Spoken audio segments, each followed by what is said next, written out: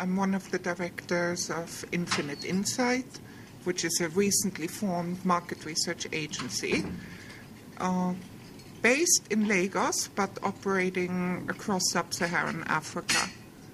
And we launched the agency with the view toward bringing innovation into agency business. So we try to be a bit shifted or geared or biased toward technology, internet, communications, and the like. When you ask about comparing Nigeria and Kenya, the greatest advantage of the Nigerian market is its huge size.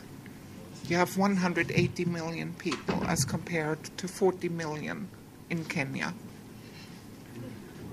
As for what Kenya could learn from Nigeria, it is the enterprising spirit. It's the drive to succeed. For instance, when you compare some of the marketing budgets, of course, they seem to be higher in West Africa, not just Nigeria, West Africa as a general. But when it comes to the new technology, internet, Kenya actually is in the lead. By now we have 3 fiber optic cables coming to Kenya. Nigeria got its own just 2 weeks ago and has very little coverage. So Nigeria is lagging behind. But of course, the country is hoping to catch up. All of West Africa will be catching up. Okay, when you look at it, you use Nigeria as, with its big population, as a good marketing point. But now that Kenya, you cannot just consider Kenya then. You have to think about the East African community and maybe also think about COMESA because they're not trading as a block. What do you think the advantages now will be?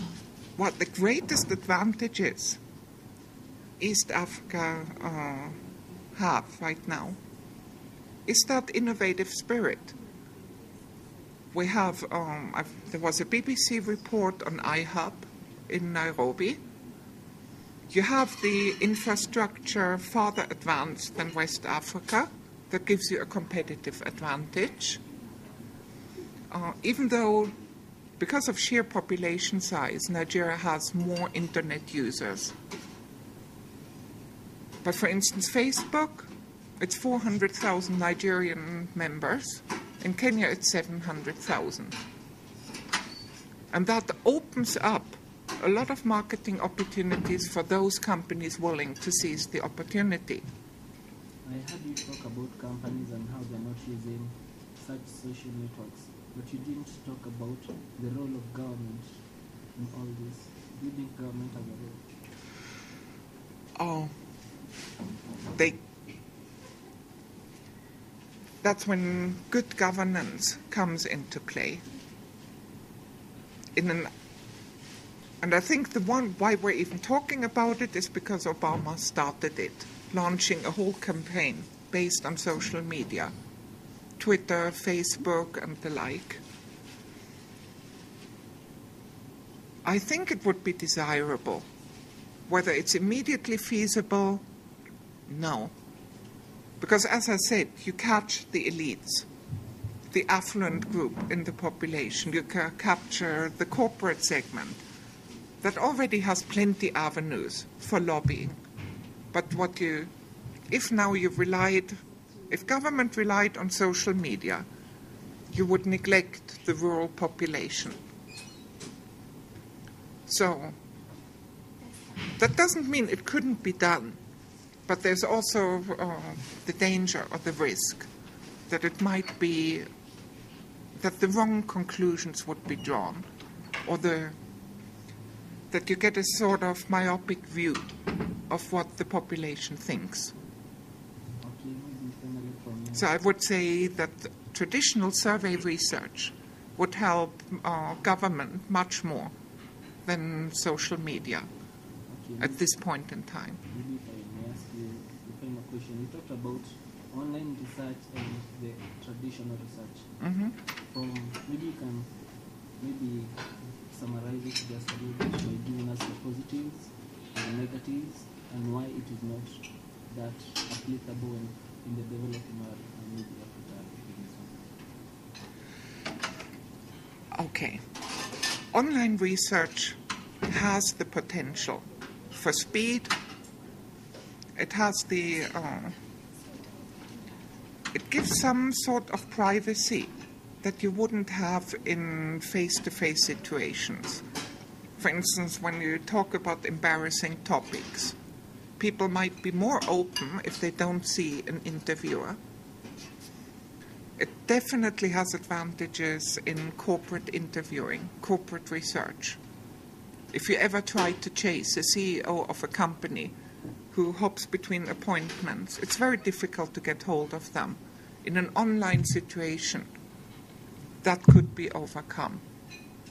The limitation at this point, you do not cover the population. You cover 10%, 16%, but that's not really good enough to say Kenyans think or Nigerians think. You can say the Nigerian online community or Kenyan internet users, but that's as far as it goes. Okay. So you could not do representative population surveys, not yet. Maybe from any of you, maybe you might tell us why Kenya, we have not yet seen an online research, maybe why you still embrace traditional research. Are they the same reasons that maybe should point out? I think we do. What Margit was saying is that the opportunities to use it are fewer. We can only use it when the audience that we are researching has an online presence. So if we are researching the population in general, most Kenyans don't have an online presence, and therefore we can't use it as a tool.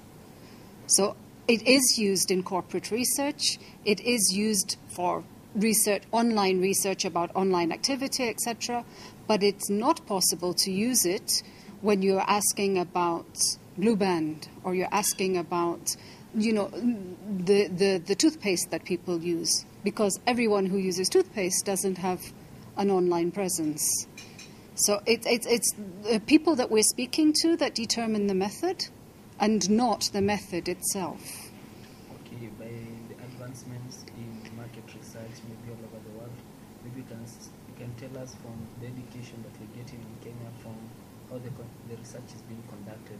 At what level are you satisfied? Do you have somewhere maybe a few more steps to take? The level of research that we do in Kenya is the same level, and the clients very often are the same clients around the world. Coca-Cola wants the same level of research from Kenya, from Nigeria, as they want from Brazil, from Illinois. They want exactly the same level of research. So the technology that we use within analyzing the research is the same. The methodologies we use are very often the same. However, collecting the information differs by different countries, different continents. In Kenya and in Nigeria, the best way to collect the information is still face-to-face, actually finding people and talking to them face-to-face. That's more problematic in different countries. In Europe, in America, people don't have time to talk to you face-to-face. We're very lucky in Africa. People still take the time to answer questions. They still are interested in giving their opinion. In Europe, in America, Australia, etc., people are in much more of a hurry, and the online research is much more popular. First of all, you have many more people with access to it, and therefore it can represent the population, but also the conveniences that Margit talked about, the ease of people being able to do it in their own time, in their own way, in privacy, etc. That it makes it much more valuable to the needs of that population. In Kenya and in Nigeria, people still want face-to-face conversations. They're still willing to answer questions. So most data collection is done face-to-face. What about the level of education? If I wanted a big grade or maybe a higher diploma in research, can I get it here or maybe? No, most universities don't actually offer degrees in research. You do your degree in social sciences, in marketing, etc., and then organizations like MSRA provide the on-the-job training in research. But there are very few formal courses in most universities for research at the undergraduate level. There are more sophisticated courses at the graduate level in, statistical analysis, particular ways of looking at political analysis, etc., things like that. But here there is no research, there's no degree in research offered. Okay, maybe I would like to speak to you from this capacity work. Basically, what we've done, we have partnered with the universities and colleges so that they can invite people like us to go and instill some of those skills. So we do corporate talks where she could go and talk to them, I could go and talk to them. We also participate in career talks in the universities and in the colleges, and we are trying basically to interest people into research and also to get them to understand the industry, so that, because we found that many people get into research by accident. Okay, if I was in Northeast and maybe I was far away from Nairobi, what are the chances that I will get that opportunity to get such education when it comes to research, or you just concentrated to Nairobi, and how much human capacity do you have that you can distribute to other areas? Okay, in terms of human capacity for research, we are still limited. It's one of the gaps that we are trying to fill. That's why we are doing a lot of training as an association. And again, in terms of if you are very rural, deep rural, there may be very remote chances. But also, some people get exposure to research as they are asked questions by other researchers. So those who are curious enough, they follow up to find out how they can get into doing the same. And we have some examples in the industry who have basically come from very deep rural, and they were interviewed and they were interested, and because they are told where they can find the company that is doing the research, they end up getting into contact and getting into very high levels in research. Okay, finally, maybe you can tell us what your organization, you as the chairman, do in Kenya, and some of the achievements that you have registered. In Kenya, basically what we're trying to do is to create a professional body and create a professional resource for many researchers. And basically what I would like to say is that we are not just in Kenya. Actually, most of the member agencies for MSRA, they use Nairobi as their hubs. So, in fact, in Nigeria, you'll find many of the agencies have done work there also.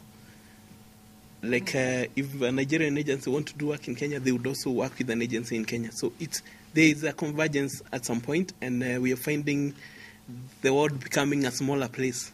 So, Kenya is just an address.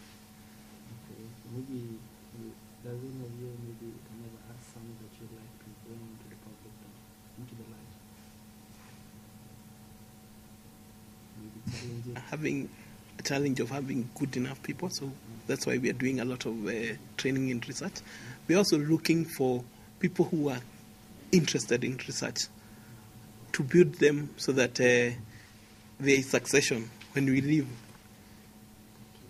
Okay, I think I would like to add that association that we're doing here. And there are very many bright, brilliant people. But because it's Lagos or it's somewhere else, they're not yet acknowledged to the degree that they deserve. So actually, press could help a lot, giving us greater prominence. And the MSRA certainly is deserving of that. Okay, that's something that would be 15 or 16. Yes. We are trying to achieve global standards, so we link with the world research bodies like ESOMAR. So also we disseminate the same to our membership, and we want it to be a situation whereby if you know that this research has been done by an MSRA member, you know that you can depend on it, because also there are other people who are doing research and they don't have the skills, they don't follow the standards, and they can put the industry at jeopardy. So we are looking at having standards and having people have that mark of quality from MSRA. Society of Kenya, of which we have already given them our